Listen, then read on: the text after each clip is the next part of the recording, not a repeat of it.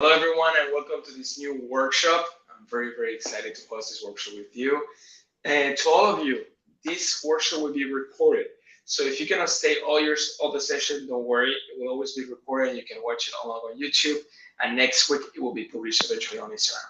Now, let us know where are you from, if you know Big View, and what's your strategy on video.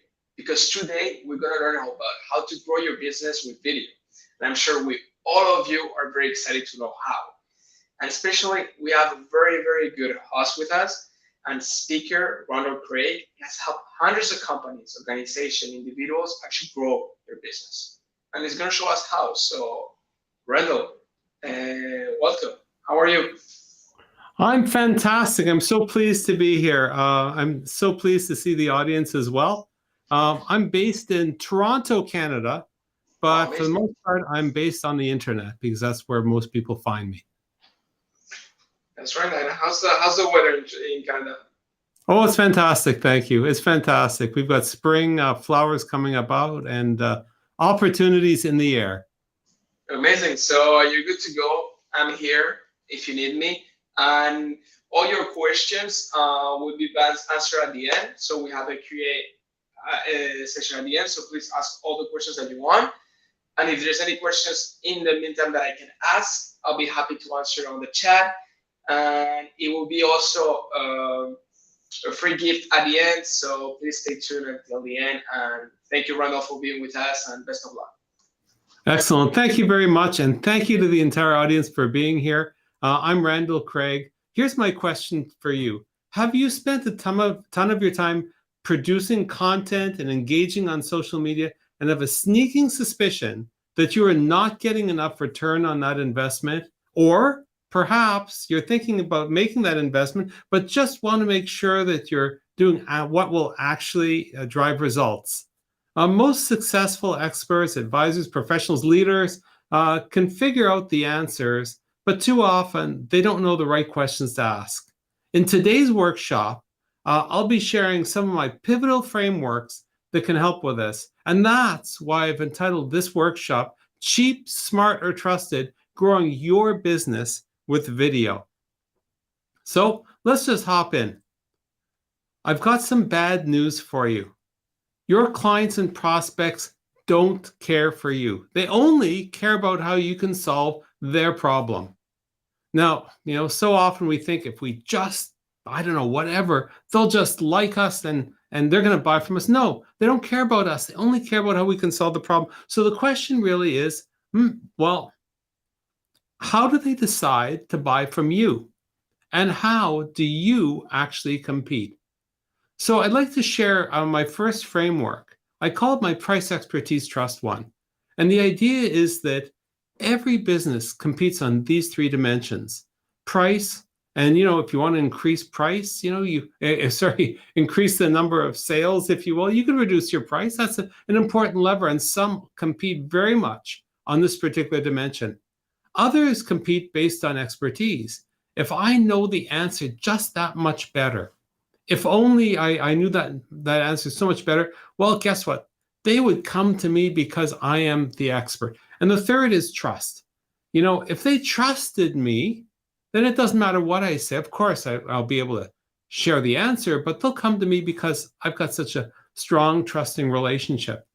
I think, though, that, it's problematic because if we want to compete against other businesses, other individuals too, there's always somebody who could be cheaper, who can underprice whatever we have by just a little bit. It could be a different geography, somebody who's younger, not as much experience, but there's that price lever. Somebody can always compete on that. Or it could be that somebody else has invested more in their own professional development. They're just a bit smarter than you, or they're investing more and more, and therefore they have more expertise than you. Well, so that's kind of tough. And trust, that's another one. Could it be that somebody has got a stronger trusting relationship with you? We're going to delve into that in a little bit, but I wanted to sort of get you to think about price, expertise, trust in slightly different dimensions. And what that dimension is instead of price, think of value. Instead of expertise, think of being a thought leader. And instead of trust, think about being a trusted advisor. And let's put aside price and value for a moment, because what I'd like to focus on in this presentation, obviously, is how we compete as a thought leader, how we compete as a trusted advisor. Where does content all fit in within there? Now, I think it might be ego, but a lot of the clients I've worked with all over the world will say, well, of course I'm a thought leader. But when you sort of pull back the covers, it may be that they've got expertise, but they're not a thought leader. They're not differentiated. There's a range of knowledge with respect to capability, with respect to thought leadership, a very high level, very low. Same thing with trusted advisor. Of course, people trust me. But you know what? If I ask somebody, well, did they trust you so much that you say no to many of the times they ask you for help because maybe there's somebody else who'd do a better job? Very often the answer is, well, no. If they came to me, of course I'm going to serve them. Well, a trusted leader always does what's best for the client, the prospect, has them first. And as a result, no matter what the need is, even if it's beyond your particular scope, they'll come to you. Now, of course, the benefit of that is that you can generate referrals to other people who will then refer people back to you. But I'd like you to think about thought leader and trusted advisor in this context. Why? Because it's not just a binary, yes, I am, no, I'm not, but there's a certain degree of grayness between them. And my question to you, and this is just an extension of the model, is, are you a golfer, commodity, academic, or star? And what I mean by this is as following. Trusted advisor can go from low to high, low trust, high trust. A thought leader can go from a very low degree of thought leadership to a very high degree of thought leadership. And everybody's along that particular continuum as well. So if you're a commodity, that means you're not really a thought leader. You don't have much trust either. Obviously, that's not where we want to play. If you're playing there, the only way to win is via price. And that's just a race to the bottom. If you're a golfer, you're fantastic with respect to relationships. And people trust you intimately. But you're not really a thought leader. You're really not a thought leader. And as a result of that, they'll go to you, but you probably can't deliver everything that they've got. An academic is different. They're the smartest person in the room. They know everything, but they haven't yet developed that business trust, if you will, that perhaps the golfer did. And so the strategy for the academic is to become more of a trusted advisor. And as they reach up to stardom, the strategy for a golfer is to become more of a thought leader so that they can become a star. The star has it all. The star has it all. They're both a thought leader and they're a trusted advisor. And when they do that, boy, they've got it made. Okay, the marketing focus is more narrow. The referrals come in. The degree of pain there is in the business development process is far, far, far, far different. But they also have their challenges, because it takes a lot of time and effort to become a star. A huge investment in yourself, frankly. You also have to keep it up, both as a trusted advisor as well as your degree of thought leadership.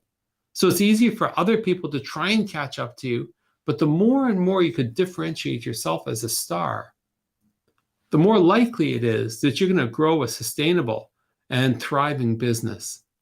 So, when I say to you, what are you? There's no wrong answer. The question is, where do you want to be? Because that will give you some idea as to what your business development marketing strategy actually is. Okay, so that's a golfer, commodity, academic, and star. There's a bit of a problem with respect to trust that we haven't really explored yet.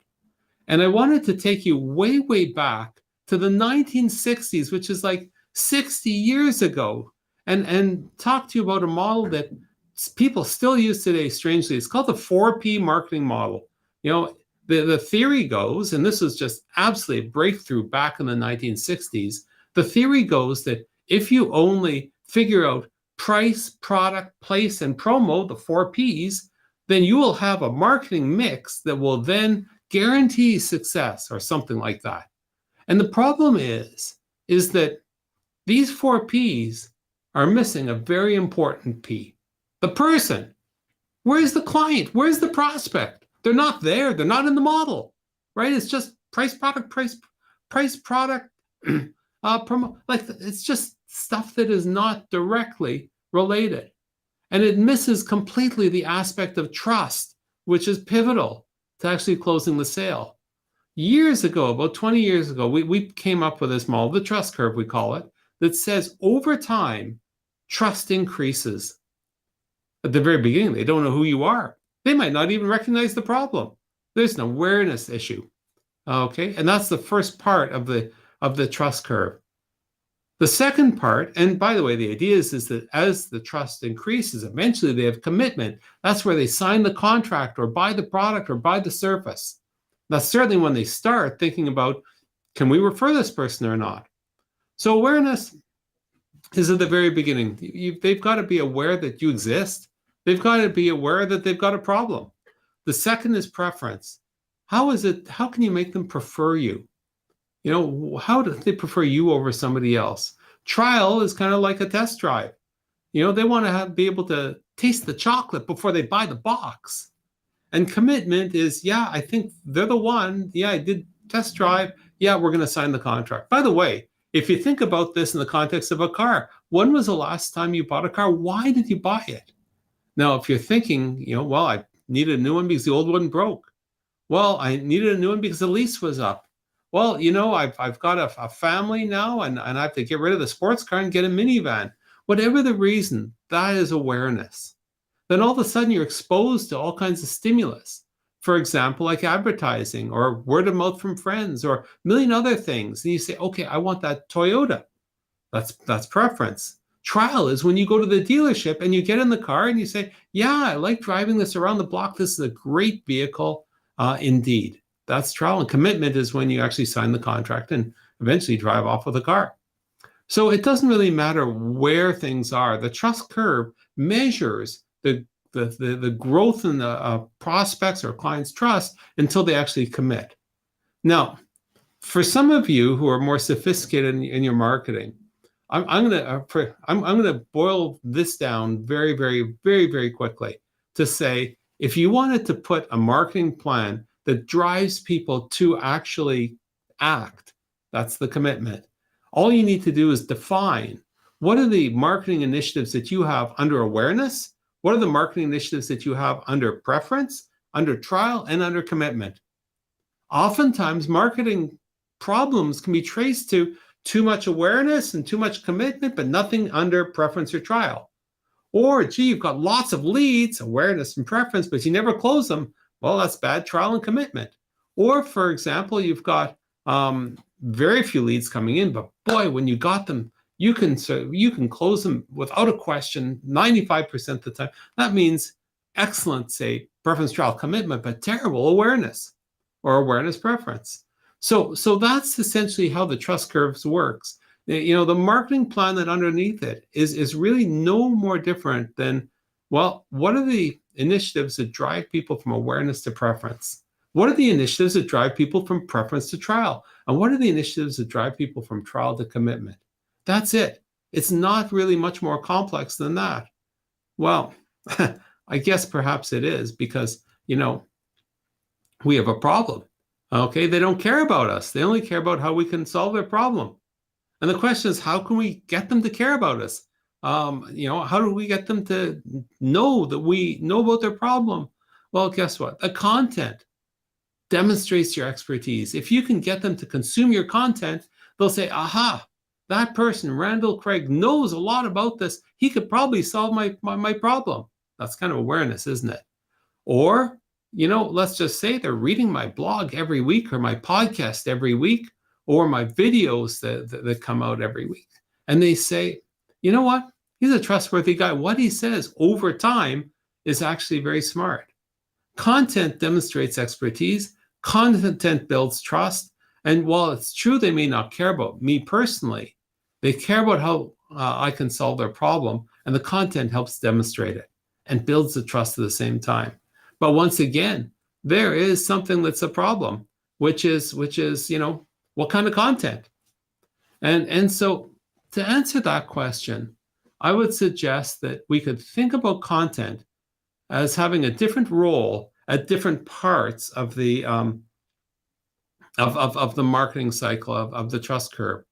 And I call it, tofu, mofu, bofu, and client content. Now, tofu content, by the way, it's not like a vegan treat kind of content. Tofu might be, but tofu stands for top of funnel content. Mofu is middle of funnel. Bofu is bottom of funnel content. Client content is stuff that's right near the very end.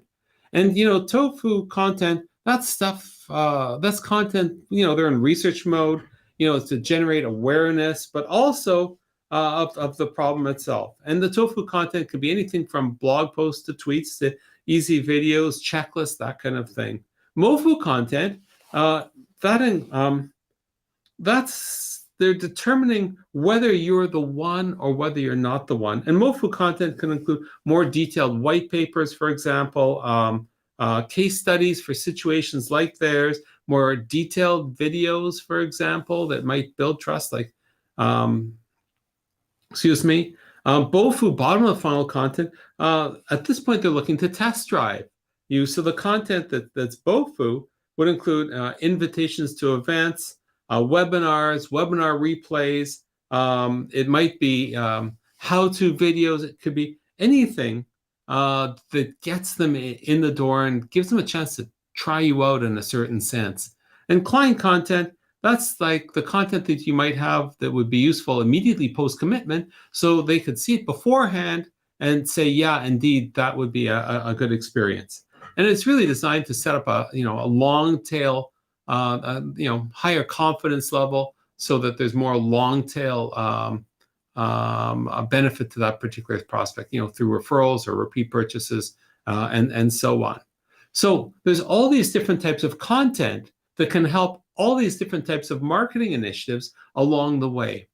And if you're like most people, you're thinking, boy, this is painful, because if we're talking about developing all this content, it takes time. And in fact, what I'll suggest to you, that content, it's also, and time is the elephant in the room. Who's got time to do it all? Well, if that's your full-time job, maybe it is, but most experts, professionals, leaders kind of already have a day job. And yeah, they could delegate some of this to other people. It makes it's very hard, because you've got to do so much work. So what I'd like to do in the remainder of our time is I'd like to talk through, several different ways that you could make a significant difference to the whole question of productivity in terms of content. And, in our time today, we don't have so much time that we can, we can go through every single thing, but the concepts, as I said at the very beginning, great leaders, it's not that they don't have the answers, but sometimes they don't have the questions.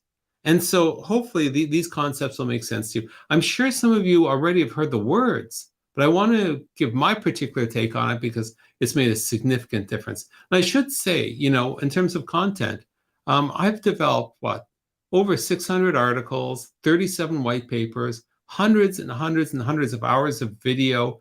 Obviously I'm tweeting, I'm blogging, I've got hundreds of podcasts as well. So I wish I could say that this is theory, but it's actual fact. It works, and it has worked for many of my clients over many, many, many years. So here's kind of how it works. If we think about repurpose and reusing, if you think one idea is worthy of 3 or 4 paragraphs, call it a blog post. You can come up with a whole bunch of individual blog posts. Now, I've labeled them A, B, C, D, E, F, G, H, I, J, but every single one of them is an individual blog post. Maybe it's 3-5 paragraphs. Maybe it's a couple of paragraphs and a bunch of bullets and a final paragraph. But whatever it is, it's focused on one particular idea. I should say that it probably makes sense that this is stuff that'll last a long time. So, for example, if you decide to do a blog on the economic analysis of today, just today, tomorrow it's going to be out of date. So you want to make the blog post things that deal with concepts, deal with things that are would be helpful over the longer time, that's not immediately dated. Okay, you can always intersperse timely topics, but it's very hard to repurpose them fully if they're so tightly time bound. Okay, so you've got all these different blog posts. Once you've got the blog post, then you could say, okay, what am I going to do with it? Well, the obvious is you could take certain selected ones and you could make videos. Whether they're 10, 15-minute videos or 5-minute videos, whatever particular works based on the particular topic, but to get into a cadence of actually putting those videos out from time to time. Okay, then what you say, well, what else can I do with these ideas that came up in the blog posts? Well, what I can do is I can make some webinars. I could bind two ideas, idea A and D, for example, or A and F, or G and L, and then I could do a webinar on that combined topic. They say that you can make money at the intersections. So at the intersection of two topics, A and D, for example, there's probably some interesting things you could say. That's where the webinars might come from. Now, then you can say, what comes next? Because of course there is a next. Okay, you can say, well, what if I took 4 of those white paper, 4 of those blog posts, or 5 of them, and I made those into a white paper, maybe 4 to 8 pages, a deeper exploration on those topics, but based on the thinking you did for the blog posts at the very beginning. And then you could take these white papers. And one of the things I'll offer at the end, if you want to get a copy of one of mine, just as a sample, there's nothing to sell here. I'd be happy to send you one. You could take those and you could actually put them together in a book. Each white paper, in a certain sense, because you're an expert on one particular thing, each of those white papers would be related enough that you can bind them together into a book, having however many chapters that there are white papers. And then you could publish it. Now, some of you may actually have a book already. Well, you can go the other way. You could divide it into white papers. You could take the individual white papers and you could make them into videos, into webinars, into blog posts, right? For some of you, you're very big into video. Well, can you take the videos and slice those up? Some of you are very big into webinars. Well, what can you do about doing something with them? I wanted to share, though, what you can do just with video, because, obviously I'm a big fan of Big View. This is what you can do. You could take that video that you've got, right? It's a good video, but it's just one video. You could actually put it together and make a compilation, 3 segments. So instead of one 5-minute video, one 5-minute, maybe it's 15 minutes. Instead of a 15-minute video, maybe 45 minutes with something in between that you might put. Think about a variety show with different segments, for example, but all related to one whole. So that's a video compilation. What else can you do? Well, you can slice it up. And if you slice it up into these little segments, you can re-edit it for something like TikTok, or just put it up on YouTube, or put it on your website, or within your blog, and use these individual segments. Okay. The other thing you can do is you can say, well, maybe you could strip the audio out, and you could use that, for example, as a podcast. By the way, you could use the videos as a video podcast as well.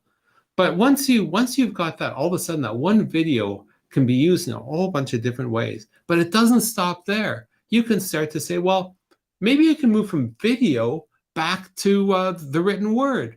Maybe I could change the video and make that into a white paper. Maybe I could take the short slice segments, and maybe each one of those becomes a blog post in and of itself. Maybe you could take the stripped audio in the podcast and you could create the transcript, which you load in as a description, for example, which helps with SEO. There's all kinds of different ways that you can start to use your content in a way that makes it a lot easier. And thankfully, a lot of the things that I'm describing now are things that once the idea comes out, then you could delegate some of the production, if you will, to other people. Okay, so that was the big idea that I hope resonated with you. And even if you're doing content in a substantive way right now, you can rethink about how you repurpose things based on the formats that are available and that are of interest to your particular audience. Okay, so when I say golfer, commodity, academic, or star, as I said earlier, it's really not where you are now, but what you aspire to. Even if you're in the star category, you think you're in the star, how can you become more of a star? Because when you're building a business and you're only using price or value, same thing really, it is very, very difficult to say, how do I develop a sustainable difference that isn't a race to the bottom? And so to build a business, you really do need to be in that trusted advisor and thought leadership quadrant, right at that very top right corner. Now, it's true for some businesses because there's so many different people with different businesses watching this particular video. How I would describe and work with, for example, somebody who's running a law firm or a consulting or accounting firm or an agency is vastly different than somebody who's in retail or somebody who's selling information products or any other type of business. But I have to tell you, there is something here that too often people forget about, but it's so obviously a longer term benefit. And don't forget, I'm not talking about using this to sell, because it's how do you bring people to you, how to let your reputation attract people to you, the inbound marketing part of it, not just the outbound sales part of it. So building your business does equal becoming a star, and becoming a star, therefore, would help actually build your business. So we're closing in on the end part of the formal part of the presentation. I wanted to leave extra time for Q&A, but what we're looking here is what I call the low-hanging fruit. In this case, a few apples. And I put this here because you could listen to a speaker like myself speak for hours, in fact, or even just 30 minutes, and ask yourself, okay, so what did I get out of it? The answer is, yeah, you might get some nice concept, but unless you're going to translate it into action, unless you're actually going to do something about it, we've been all wasting our time. So the low-hanging fruit is really my challenge to you. What is the one thing that you've actually gotten out of today that you could actually do something with? So, is it a question of saying price, expertise, trust? Where am I on that? How am I using each of these levers? Am I cheap, smart, or trusted? And what makes sense? What do I aspire to actually do? The idea of using the trust curve as a mechanism to, grow your business, awareness, preference, trial, commitment. And in terms of that one activity, yeah, you got the concept, but wouldn't it be an interesting thing to say, hey, out of all the things I'm doing right now, what are the awareness, preference, trial, and commitment activities that I'm doing, initiatives? What are they? Are they working? What's the content? Okay, the tofu, mofu, bufu, and client contact that I'm actually doing, and what type am I actually doing?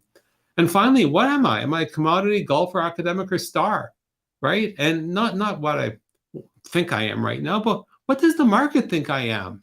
And where do I aspire to be? What do I actually physically need to do to move up to that star category?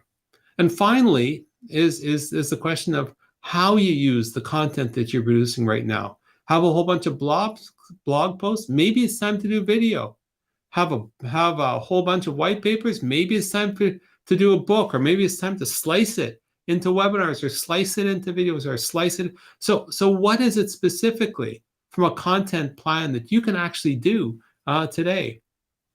Oh yeah, I offer it. If you want to send me an email, request@randallcraig.com. Happy to send you a sample white paper. Haven't decided which one.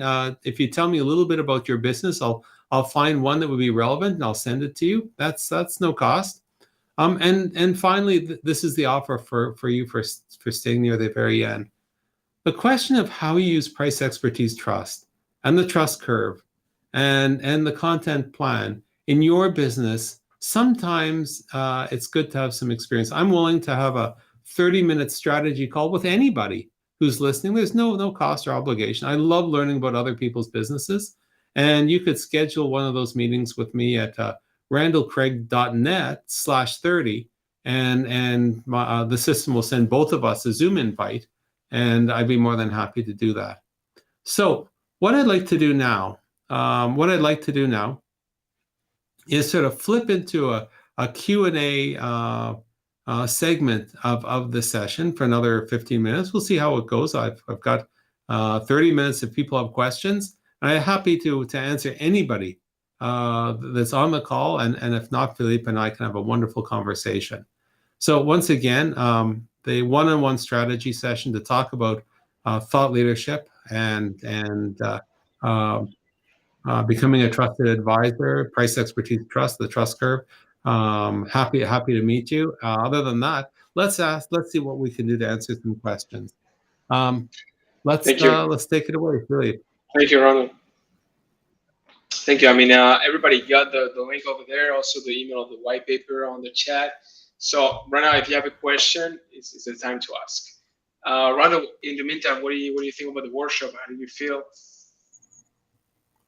I think the workshop, listen, I'm thrilled to be here. I'm thrilled to help my friends at Big View as well to help create a wonderful creator community. And it's wonderful to see so many people online. And if you're watching it, I am going to tell you though, it's very embarrassing for me is everyone can see the quality green screen that I've got behind me. And one of the benefits of doing presentations on Zoom is that you can control your entire environment. One of the downsides of using amazing platforms like this one is that the green screen technology does not really work when you're using sophisticated video control. So it's impossible in this particular case, interestingly, to be able to do the picture-in-picture with the presentation at the same time as having the green screen going at the same time. So I don't usually sit in my my virtual studio with a green screen when I'm speaking to groups, but I thought the audience would appreciate understanding why there's that wonderful color behind me. I think it looks professional. Most really does. Most of us don't even have a green screen, and it's great to have a green screen, especially also when you use Big View, because Big View only allows you to change your background if you have a green screen. Yeah. Because we understand that on the other way, like Restream or Zoom will allow you actually to change your background, like me right now without a green screen. It's good, but it's not that good level that you're trying to achieve.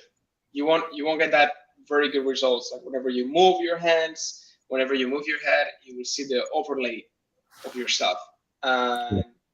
It's called the silhouette because we have the body aspect of it, and it won't look as good as if you use a green screen. But this is great, right? You're showing right now that everybody can get a green screen because it's a curtain, right? It's not even like this very expensive green screens that you can get on the internet. I mean, what we say is that everybody with a green screen, they can just put it on the wall. They can get it everywhere. They can turn any place in a studio. Yeah, I agree. And so it's kind of interesting. I've got a couple of things I could add on if there's no questions from the audience. And so right now the audience is pretty shy, or maybe everything that you said was very clear and have no question. So I'll tell you what. People ask me, I'm actually a Hall of Fame professional speaker. People ask me all the time, what kind of video setup do you have? And I just don't have my behind me, showing, etc. But I'm happy to share that because I think people might find it interesting. First of all, you can do stuff with nothing more than a webcam, right? Just a webcam. You could do okay video. But if you wanted to take it up to the next level, what you'll need is several things. So right in front of me up top here, I've got a very high-end camera, which is it's a Sony Alpha 6400, which is a mirrorless camera. It could do all kinds of neat things. If I wanted to, I can zoom in, and all of a sudden I'm here, or I could zoom out, etc. But it's an optical zoom. And the background can be fuzzy, right, optically, etc. I've got a bunch of the cameras, and so if I'm presenting, I could stand up on one side and look, and the camera shows to me from that side. I've also got another camera on the other side, so if I wanted to, I could. I've also got a video switcher, so if I wanted to, I could switch the inputs. There's my presentation. Here's me. And so the interesting thing about that is I can quickly do things like that. I could do things like picture in picture. There's me, pointing to me, and obviously it's kind of silly right now, but that's something that's kind of neat. I've got a very fancy microphone that I keep off screen just because you sound better. And I've got two lights coming in at 45 degrees, two big ring lights, just so that there's no shadows on my face. So if you can imagine, I'll turn one of them off and people can see, one sec here. There we go. So I've turned one off and you can see that the light is off on this side, but the light is on this side, which kind of most people wouldn't notice, but it bothers me. So guess what? I've got two lights. There we go. Now the light's even. And then I've got several different monitors. I've got the monitor the big monitor in front of me. Just below, I've got a smaller one. And if this were Zoom, I'd be able to see all the people. Just to the side, I've got another computer, and that other computer is what's driving my PowerPoint and feeding it into my video switcher so that I could just press a button magically with that computer, and I can go through. There we go. There's my favorite picture. And I could just switch very, very simply between it from the other computer. That way, the computer that's driving the video always keeps up the audio and the video together, and is super sharp and so on. So that's kind of the question that everybody asks. What kind of setup do you have? I've got a nifty little iPad, and the beauty of the iPad is that if I wanted to, I could write, and the writing would appear on the screen as well. Okay, and that's a cool way of doing some whiteboard work without a whiteboard. So, Philippe, that's what goes on behind the scenes. That's amazing. I might email you to ask you for everything on the setup. That's great. Yeah. Another question people ask is, so what's it like to be a professional speaker? So if there's no other questions, I'm happy to answer that.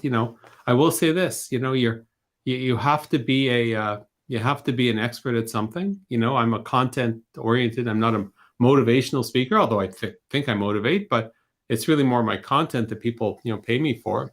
But it's a business just like any other business. And I've been doing it for around 20 years now. I started in the internet space by putting on some of the largest newspapers in the world and some of the biggest financial institutions in the world. And I've had a very fortunate career in doing a whole bunch of global internet firsts, which has exposed me to a lot of very, very capable people and fascinating organizations. And my business is really in two parts.